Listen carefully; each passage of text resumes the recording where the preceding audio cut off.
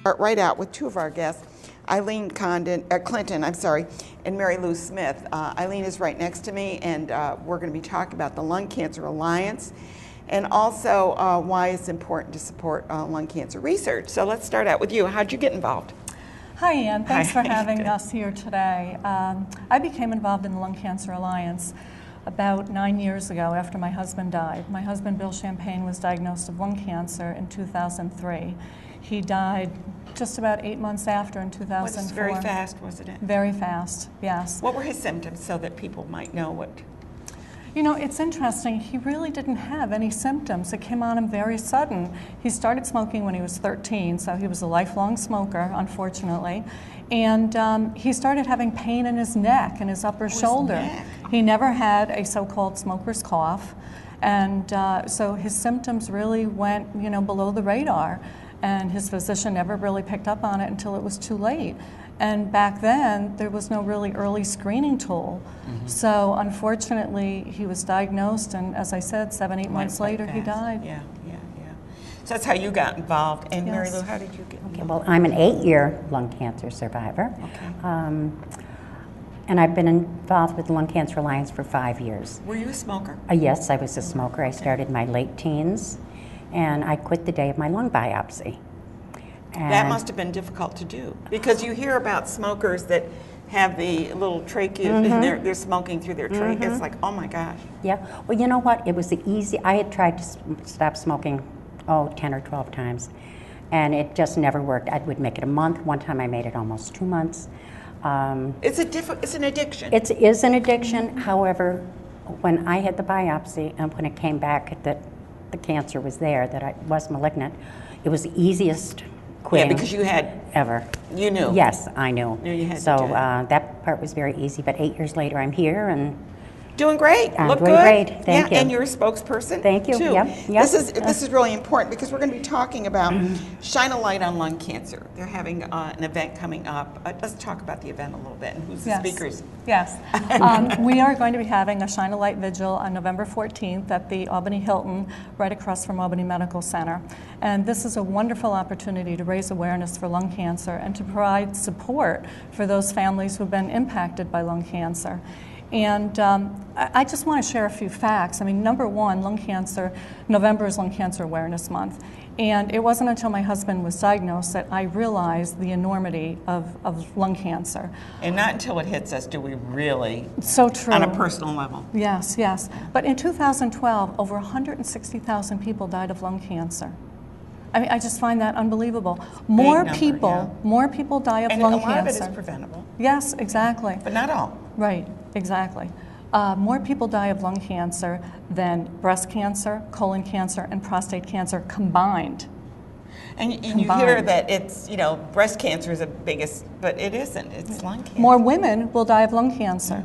So it's very critical that we get the message out there that how many people are being impacted by lung cancer. It's a devastating disease. Terrible. And I'm a member of the Lung Cancer Alliance, and the Lung Cancer Alliance is the only national nonprofit organization that provides support, information, and advocacy for those impacted by lung cancer, as well as those at risk for lung cancer, because that's another very, very exciting point that I'd like to make, that we now just recently have come out with government recognized, it's not completely official yet, but we're now going to have early intervention screening, low-dose CT scans that will be recognized. It's been out there, but it's only when it becomes recognized that it becomes funded by health insurance. Exactly. So that's the key. And that's another mission of the Lung Cancer Alliance, that we advocate for healthcare policy changes. So the Lung Cancer Shine a Light, the Vigil here in Albany, is a wonderful opportunity, as I mentioned before, to gather people together and have families come together. It's a free event. It is completely free. We will have a host of speakers, including Mary Lou, all right, and other survivors. What a great spokesperson, because you're not just talking about it. You're talking from it. Right. Yeah. I lived through it. Yeah, and that's so important that we address these issues for people who know. Right. What it was like. What was it like to get the diagnosis? What was it like to have to go through a biopsy? What was it like it's very important because the families will now be turn to you and listen to you. Sure, sure, yeah. Yeah. You brought some photos. Let's take a look at some of the photos and tell us what we're looking at here. This is a family picture of my husband, Bill Champagne, and my two children, Jennifer and Bill, and myself. This was taken at my husband's 50th birthday party. Oh, and just 3 years after was when he was diagnosed with lung cancer. Oh, my God. What a loss. Yes. And now this is some data that you were, I think it's kind of hard to read, so we'll go on with that. These are pictures from last year's Shine a Light Vigil, and that's Phyllis Goldstein, our local president of the Lung Cancer Alliance, and she has been a great advocate. She has. And Phyllis herself is a non-smoker who was diagnosed with lung cancer. And that's what we try to raise awareness of too, that you don't have to be a smoker to get lung cancer. Anybody can get lung cancer. And right now, secondhand smoke certainly contributes to that as well. So if you live in a home with someone smoking, make sure they go outside when they smoke, so that you aren't, exposed to that secondhand smoke. Yes, the number one thing that we can do is we can prevent lung cancer by quitting smoking, obviously. But there are many causes that we don't know that much about yet. Radon is the second leading cause. That's right, and you get your houses checked. Exactly. Put on a radon thing. You can get an inexpensive toolkit at Lowe's or Home Depot and I did that. Test your house. Did you? Yeah. Good for you. Yeah. Good for you. As soon as we moved in, I did the radon check to make sure. Yes. That, But we need more research. We need more There we funding. These are pictures of, I believe, Lung Cancer Alliance members. I wasn't in that picture, so I'm not 100% sure, Ann.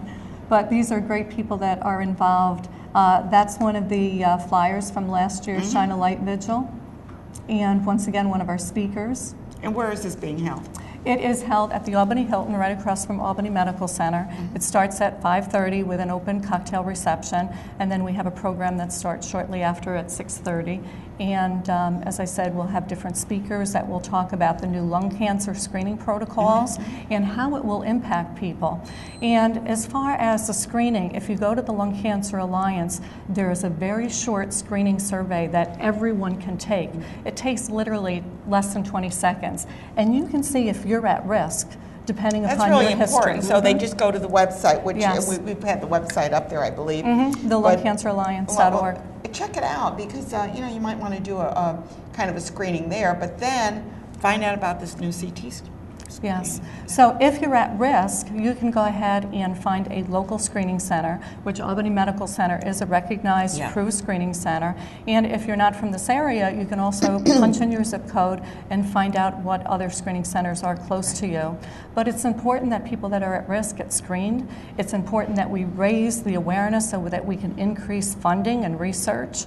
Why are more than 20% of people that didn't smoke, why are they getting lung cancer? Yeah, why? There's got to be a reason. Right. Because it's something that's triggering that. Exactly. Yeah. I think the message that we want to communicate is that no one should get lung cancer. And unfortunately, I'm sure, Mary Lou, you've witnessed it, that there's a stigma associated with smoking. Unfortunately, and lung cancer, obviously people look at you and they look at it as a self-induced disease. You caused it. Well, I'm sorry. My husband, Mary Lou, you didn't deserve to get lung No, cancer. but I felt that way. I felt that way. I was embarrassed Yeah. to tell people. I was ashamed. Yeah, well, that's the first thing, and maybe I even did this. When you find out someone, do you smoke? I mean, it's just a natural reaction. Yes. Yeah. And I know it stigmatizes it, but we got to get beyond that. Oh, yes. And we have to look for cures, early diagnosis, and if you have been affected by this, or even if you haven't, maybe you want to check out this light of. Yes, Shine a Light on Thursday, November 14th at the Albany Medical Center, the Hilton across the street from the Albany Medical Center. Right, yeah. Yes. Yeah, good. Yeah. I'm so glad you both joined us. Well, thank you for having us. And thanks for keeping the good word going out to remind people to stop smoking and not to feel bad if they get it, but they concentrate on getting better. Treatment. Good, Right. like you. Yes. 8 years. Yep. Congratulations. Thank you very much. We're going to